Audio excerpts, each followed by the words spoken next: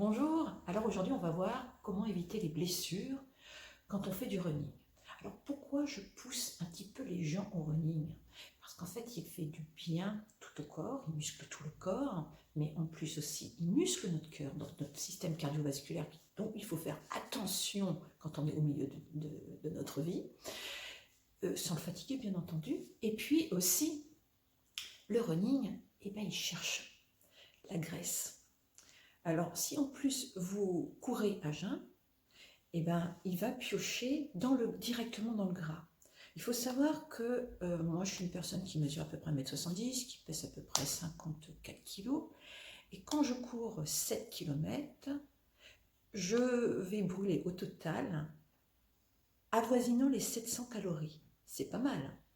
Alors 700 calories, je ne les fais pas dans la course. C'est-à-dire qu'une fois que vous avez arrêté de courir, le temps de récupération de votre battement par minute de votre cœur ne se stabilise pas tout de suite. C'est-à-dire qu'il va mettre à peu près 20 minutes pour à peu près se stabiliser et être en dessous de 100 battements par minute. Quand on est au-dessus de 100 battements par minute, le corps continue à prendre de la graisse dans notre corps.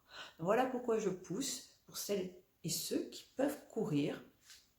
C'est pas la peine de faire des compétitions, c'est pas la peine de courir vite. Ça marche dans tous les cas, en prenant soin de son corps.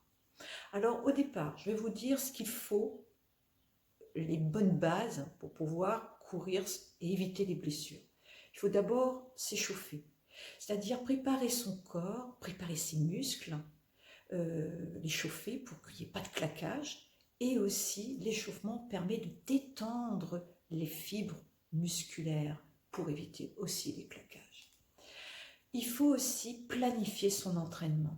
C'est-à-dire que si vous n'avez pas couru depuis longtemps, il va falloir planifier des petits trajets avec des petites foulées pour habituer son corps à courir. Ça nous permet déjà de nous muscler un petit peu pour pouvoir courir un peu plus loin et un petit peu plus, avec un rythme plus soutenu. Planifier pour ceux qui ont l'habitude, c'est important aussi pour éviter la fatigabilité. C'est-à-dire que quand on se fatigue, ça amène aussi les blessures. Donc quand on est au milieu de vie et quand on veut faire du running, il faut se respecter. C'est-à-dire il y a la tête et il y a le corps. La tête, elle est toujours plus forte que le corps. Donc c'est le corps qui doit parler à la tête. Voilà. Dès qu'on sent des petits problèmes qui passent pas au bout de 1 minute ou 2 minutes, il faut arrêter ou ralentir. Et puis après la course, il faut s'étirer. Ça c'est important pour pouvoir faire récupérer aux muscles, mais aussi le faire récupérer dans la longueur. C'est quand même plus joli pour les femmes. Si les hommes préfèrent la gonflette, les étirements sont bons aussi, mais peut-être pas trop soutenus non plus, puisqu'on étire le muscle. Et puis, ce que je vous ai dit hier, je vais vous apprendre quand même à lasser les chaussures. Alors, d'abord, prendre des chaussures adaptées à mes pieds, à ma foulée et à mon rythme et à ce que je veux faire. Donc une paire de chaussures, c'est assez technique. Il faut qu'il y ait de l'amorti. Et puis surtout, qu'elle soit adaptée au niveau de la semelle. Parce qu'en fait, on n'est pas tous pareils, chaque coureur est différent. C'est-à-dire qu'il y a des gens qui vont user leurs chaussures au milieu, ce sont des neutres, des universels, puis d'autres qui vont les user ici, sur le talon, d'un côté ou de l'autre, et c'est des pronateurs. Donc ça c'est important au niveau de la chaussure, c'est-à-dire qu'on ne va pas courir avec une chaussure lambda. Si on veut courir et protéger ses articulations, il faut qu'il y ait des chaussures amortissantes et des semelles adaptées à notre foulée. Nous voilà. Alors, les lacets. Quand on a mal sur le coin externe du genou, c'est-à-dire que on appelle ça le syndrome de l'essuie-glace chez un bon nombre de runners qui ont ce problème qui est très très gênant puisque ça ben, ça amène à l'arrêt de la course pendant à peu près 10 jours. Après, on recommence et puis et ça revient. Alors, j'ai eu ce problème-là. J'ai été voir même des chirurgiens qui voulaient m'opérer. Et en fait, c'était parce que je serrais mal mes chaussures de running. C'est-à-dire que, ici, pour éviter le syndrome de l'essuie-glace, il faut que ce soit large ici et pas serré là, ici. Là, il ne faut pas serrer à fond. Il faut laisser le pied large. D'accord? Donc là, vous ouvrez. Vous ouvrez. Il ne faut surtout pas que le pied soit serré. Pourquoi? Parce que la chaussure est en pointe. Si on le serre, le pied va prendre la forme de la chaussure, ce qui n'est pas forcément la position naturelle de votre pied. Et avec le nombre de répétitions et avec les amortis, on finit par taper dans le genou. Donc ce qui fait que quand on laisse, le pied va bien s'étaler dans la chaussure et donc va être dans son orientation naturelle. Donc voilà pour ça.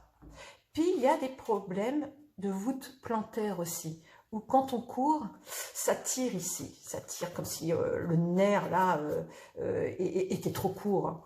Et là, la course à pied, elle est arrêtée systématiquement. On est obligé de marcher, on boite même. D'ailleurs, chose qui m'est arrivée aussi. Là aussi, c'est une question de lassage de chaussures. C'est-à-dire qu'à partir d'ici, donc là on laisse, lâche, à partir d'ici, on serre. Et on serre. On serre. C'est-à-dire que le pied doit toucher la semelle. Il ne doit pas avoir cette amplitude quand on court. Il doit toujours coller à la semelle. Et comme ça, la voûte plantaire ne fait pas mal. Donc, serrer ici et là, lâcher devant pour éviter donc le syndrome de l'essuie-glace. Et puis maintenant, je vais vous montrer comment récupérer avec la position de yoga.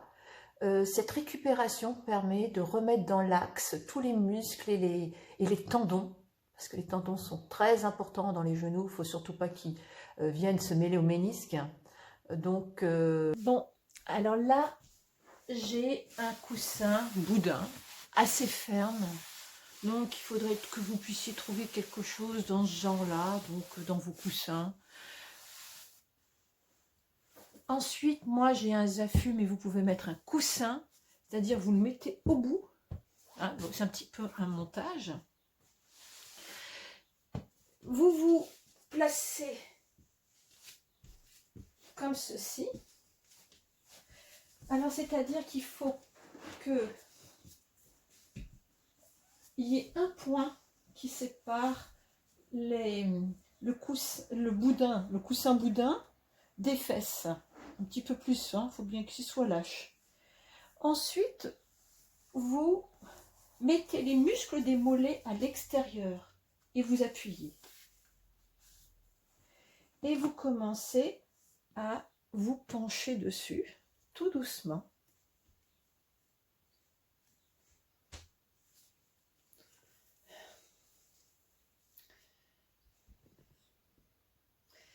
Et là, c'est une position qu'il faut tenir entre 3 et 5 minutes. Alors, vous respirez bien. Alors, moi, j'ai l'habitude de le faire, donc ce qui fait que je tiens facilement 5 minutes. Quand c'est au début, on a vraiment beaucoup de mal. Alors, n'hésitez pas à mettre plusieurs coussins, parce qu'il ne faut pas être dans la douleur. Hein, jamais, jamais dans la douleur. Il faut être dans la limite, c'est-à-dire être dans le supportable. Quand ça devient insupportable, c'est pas la peine de résister. Vous arrêtez, vous mettez des coussins supplémentaires pour ne pas vous casser le dos. Parce que là, mes lombaires, elles touchent le boudin. Donc là, ils sont protégés, mes lombaires.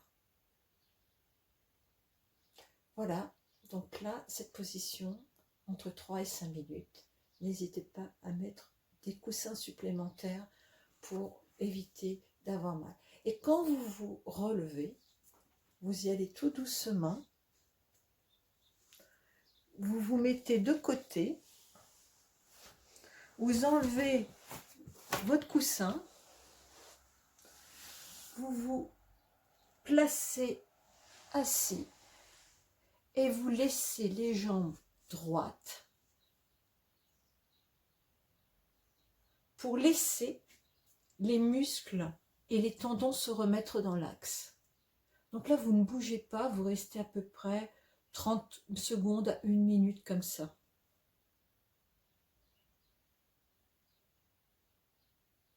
Et bien voilà, donc j'espère que j'ai bien expliqué. Si vous avez des questions, n'hésitez pas à me les mettre en commentaire et je vous répondrai avec plaisir. À très bientôt. Au revoir.